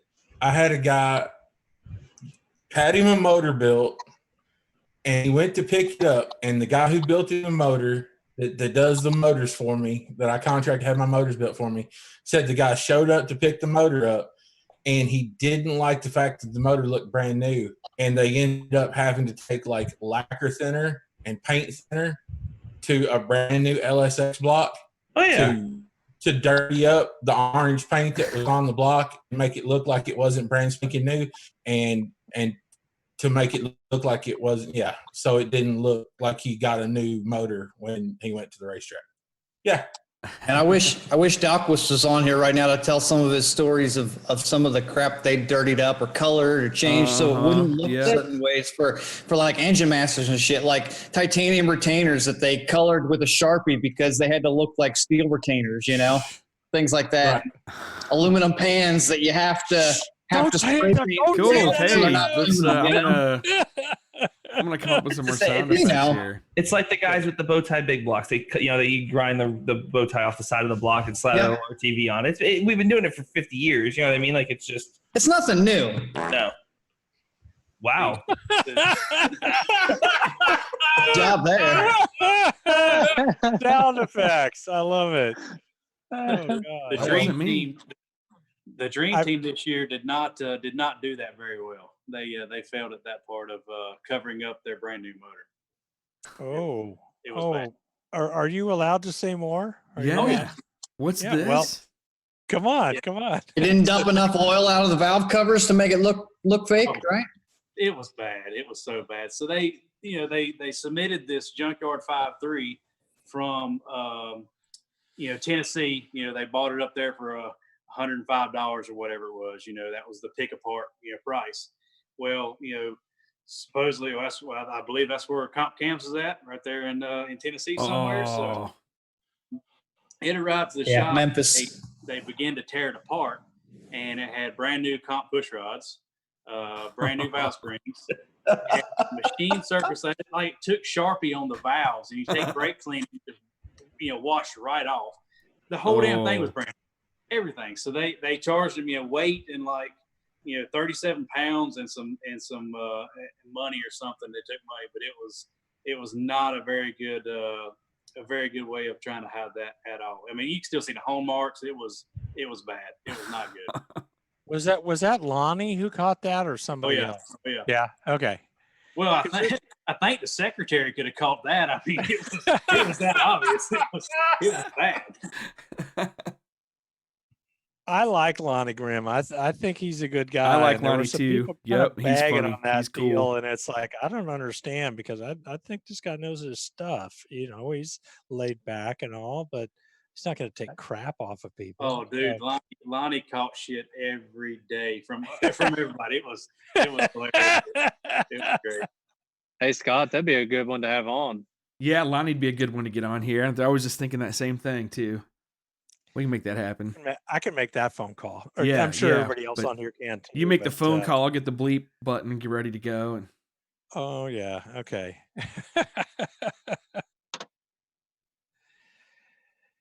All right. Well, anybody else got anything? Yeah, everybody else is getting tired. I'm relaxed. We'll let poor Eric go. Well, I've got some stuff laid on. I was looking at the dart. Show us some stuff. Yeah, let's see the dart. Let's see the dart up close and personal. You might not want to see it right now. Oh, come on, man.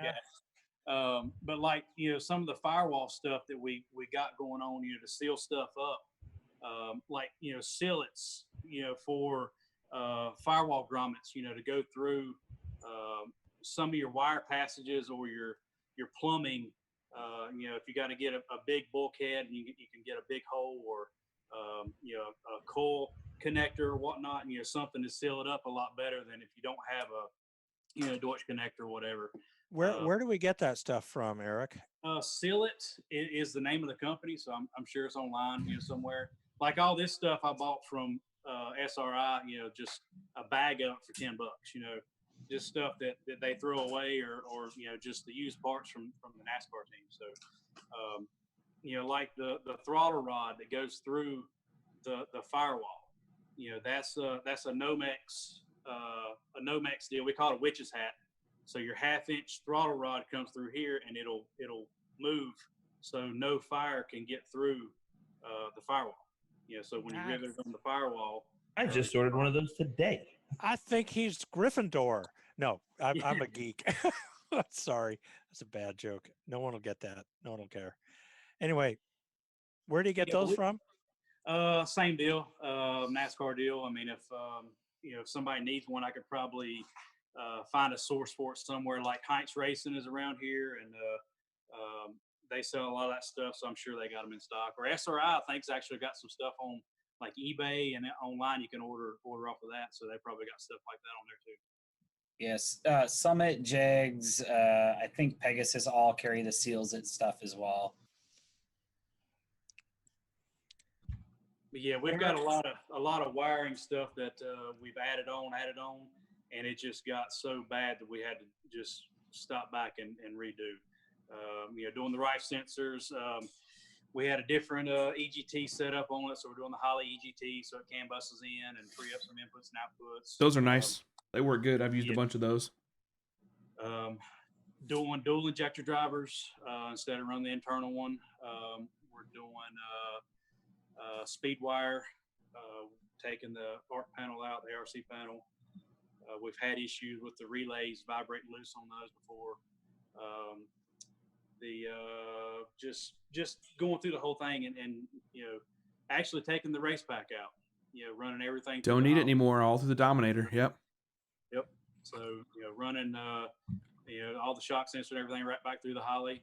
Just one less laptop you got to pull out and download SD card and USB cable and this and that. So just trying to simplify everything up and make it more user friendly.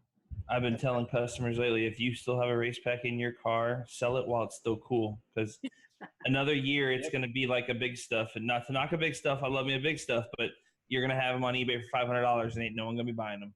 Yep.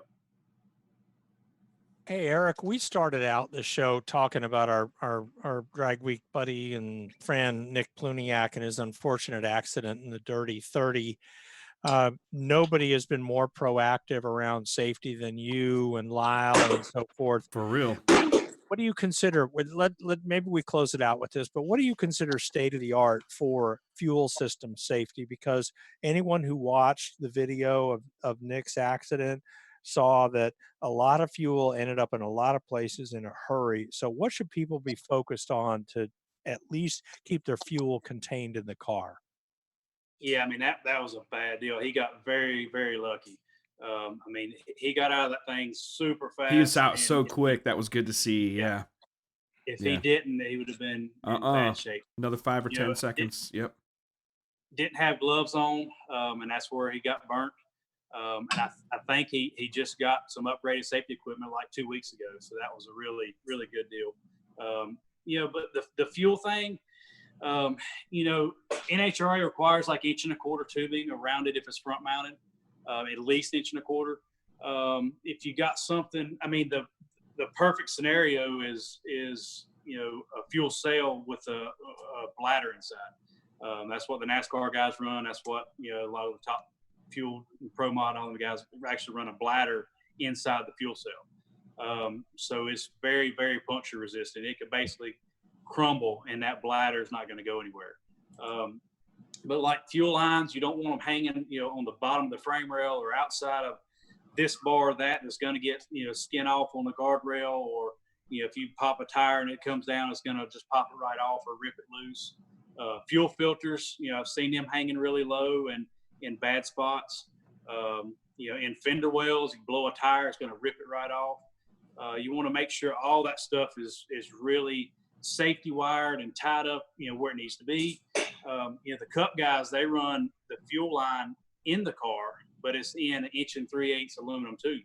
So it's a -10 line, and it runs the width of the cockpit, and it's painted red, so the fire guy can see a fuel line, aluminum fuel line, but the tube is actually, the fuel is inside it. Rollover vents. If it rolls over, you definitely got to have a rollover vent. So, if anything comes down, it's not going to come right out the vent. And then, killing the power, where something, if the motor cuts off, it's going to cut the fuel pump off type deal. If it,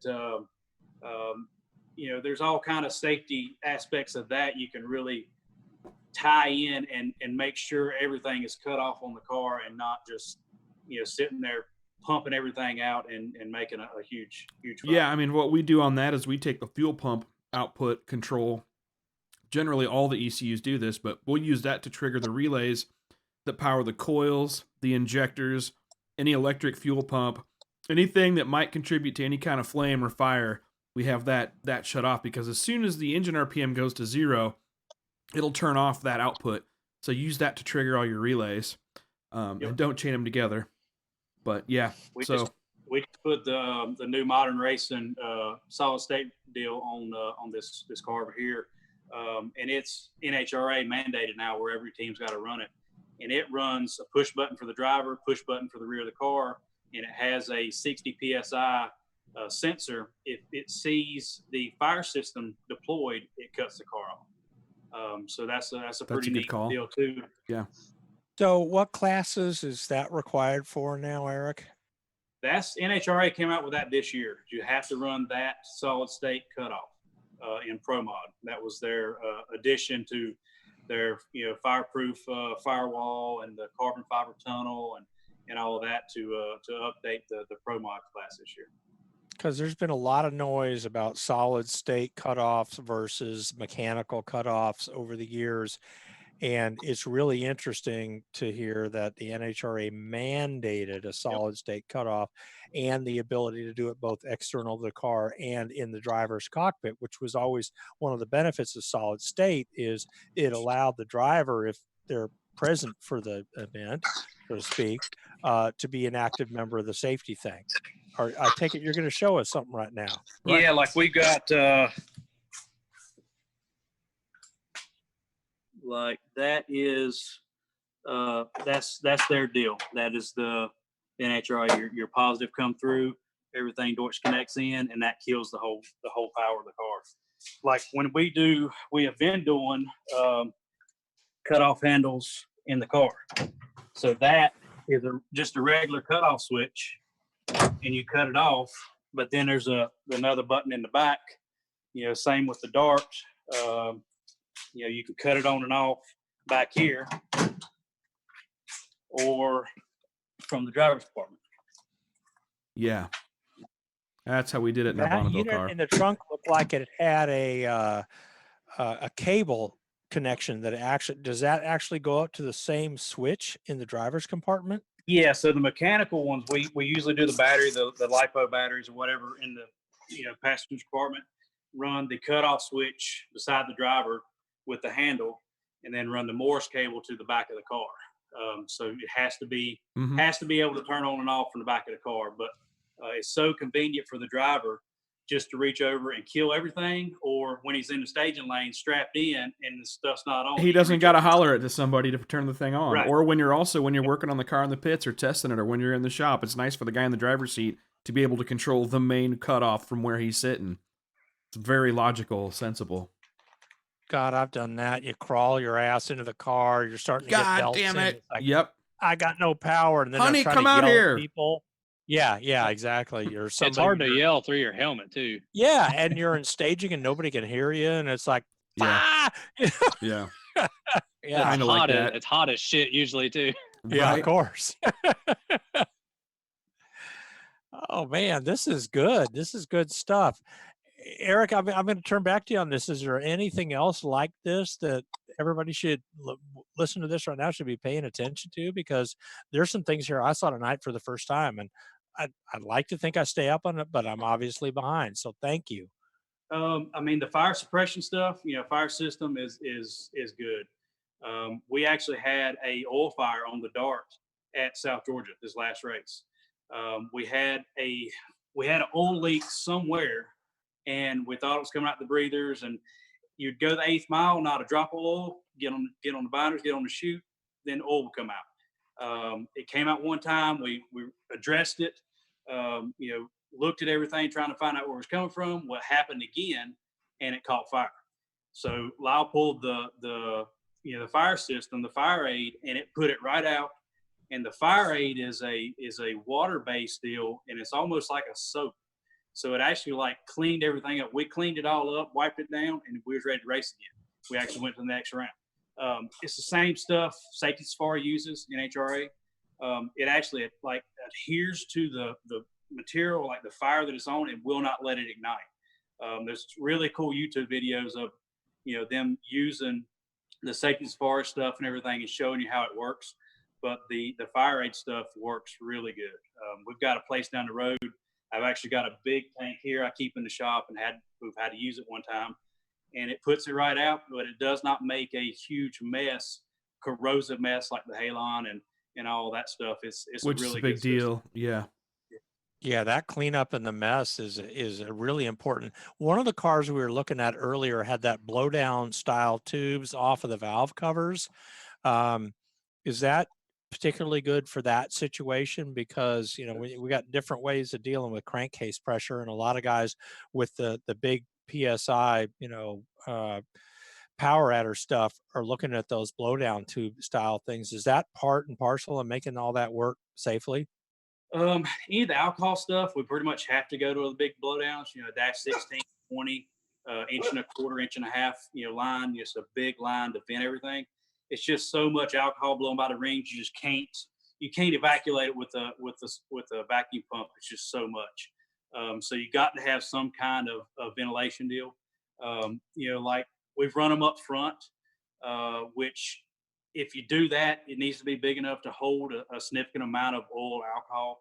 If you get a piston and it blows everything out, you want it to fill it up and not go everywhere. A lot of the pro mods and stuff, you'll see them running in the back. They have a tank in the back. They'll come, you know, the little smokestacks or whatever out the trunk. Same deal. It needs to hold enough volume for the alcohol and oil. The ones that run in the back, like a lot of guys will run them in the frame rail and go back through the frame rail. And that I like that, and I don't like it. You know, it goes through the frame rail and it's clean. You know, it plumbs right into the frame rail, goes to the back of the car, comes right out of the frame rail right into the tank. Yeah. The only problem with that is it acts as a P-trap. So you always have oil sediment down in the frame rail. So you basically have to put a petcock drain on your frame rail. You know, or come in when you put on Pro Jacks or whatever, rotate the car to let it drain out the frame rail. So on a couple of them, we have run them up the A-post, up the roof of the car, and then back into the trunk area. So it makes a loop. So if alcohol oil gets halfway, it's either going to go to the tank or back to the valve cover. And that's the best non-maintenance way we found to do it. Slick idea. That's good. Yeah, I think it's worth mentioning maintenance ideas and non-maintenance ideas. Running a drag week car with a vacuum pump, we have to think about, you know, we've got breather tanks. I have to drain every single time after every single drive of any length, because if it's humid, it pulls a ton of liquid, mostly water, but other stuff. And at a certain point, that can end up somewhere you don't want it. So that's good information. Thank you.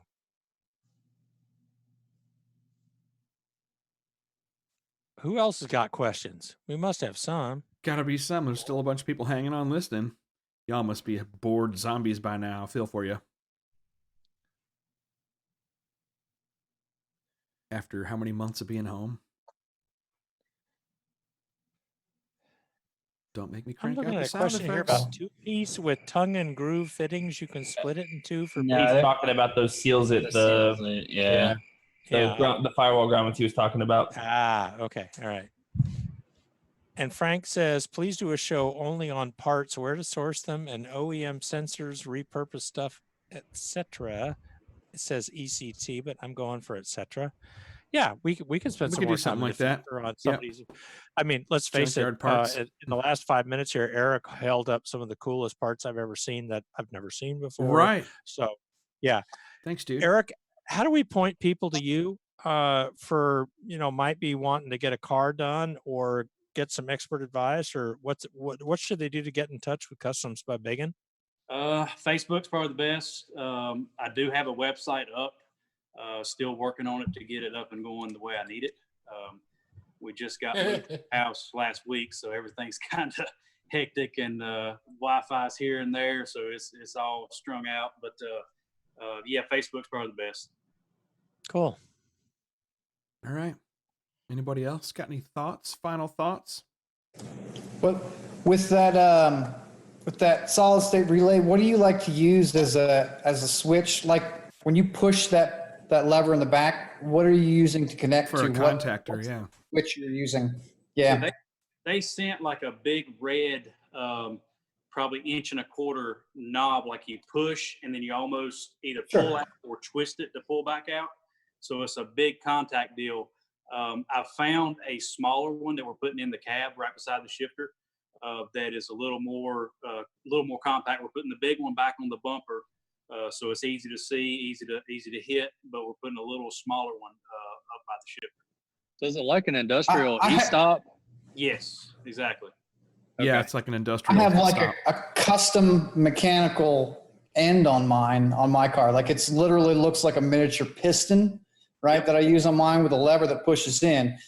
What about guys like me that have something physical? I don't want to use that red button. I want to use my custom made mechanical lever. It literally is a piston on the end of an arm that connects to a standard mechanical switch. So what do you use in cases like that? I mean, you could definitely make a bracket and just put the switch on the arm on the inside of the car. Use your same lever and piston and everything, where it just activates the deal in there, and then when you pull it back out, it'll pull it and work the same way. Eric, what's the typical? I mean, I'm gonna use a wrong term here, but how many pounds of suppressant or whatever when you do a fire rate system do you recommend having on a car? Is it 10 or 20 or front 10, and rear? Or? Yeah, 10 is a good one. We sell a lot of. And if anybody needs any fire rate stuff, let me know. We've got a good drag race package that we sell. That it's a 10-pound bottle. It comes with the black anodized instead of the blue ones. They usually come blue. We got them black. 25 foot of line, so it's extra line, and it's an auto sense. So your auto sense goes around the firewall feed area, and it goes off at 176 degrees. So it's a little glass bulb like the sprinkler systems. So you got a manual pull, and then the glass break. So you want the manual pull somewhere accessible. We like to do them by the shifter, somewhere easily to see. Like Lyle's, a lot of guys will have them up top on the halo and this and that. And it was when Lyle was in his crash, by the time he reached up and pulled it, it had melted off. So it was useless. Somewhere easy. I don't like them on the column. Some guys put them on the steering wheel column. So if you try to stick your hand through the column, then your hands get all, mixed up. So, by the shifter, somewhere easy to see is the best way, and pull the pin, the safety pin out before you go in the water box. Cause I've seen a ton of people going down the track with the darn pin still stuck in. It's going to do you absolutely no good. Yeah. So you guys have the pin on a tether so it doesn't get lost. Yep. So you can pop it back in for the tow back or whatever. Exactly. But it becomes all part of the pull out of staging before you get into the water box ritual, right? Yep. And that's where the auto sense deal is really good, because you can have the auto sense is always on. If it ever sees 176 degrees, it's going to deploy. It'll come on you, come on your fire. Usually do 2 on the driver, 4 on the motor. And a 10-pound bottle will go off for a while. We've got 20 pounds in the dark, so we can deploy the motor separate from the driver and auto sense. So it's got 20 pounds of suppression on it. Is that 20 pounds a single bottle or 2 10s? Two 10s. 2. Okay, cool. All right, gentlemen, this has been awesome. We've gone the cycle here, huh? As always. I got one last question for him. Yay, Scott, go. So everybody knows I'm the food guy. I know lots of good food places, right? So how did you, Eric, like that place I sent you to down in downtown Vegas here when you came through town a while back? Where did you send him? Where did he go? I sent him to the Cornish pasty. Ah.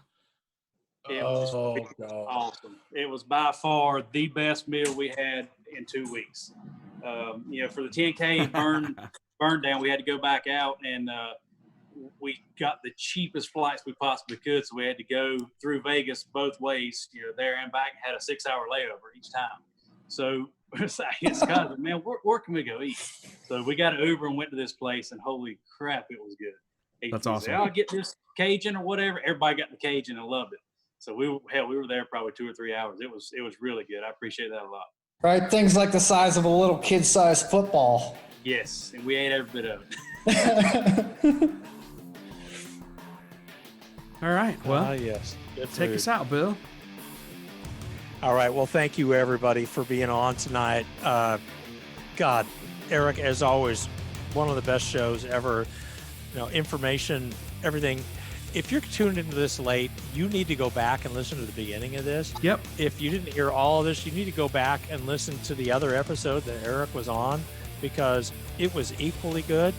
And with that, make sure you tune in every time Real Tuners is on.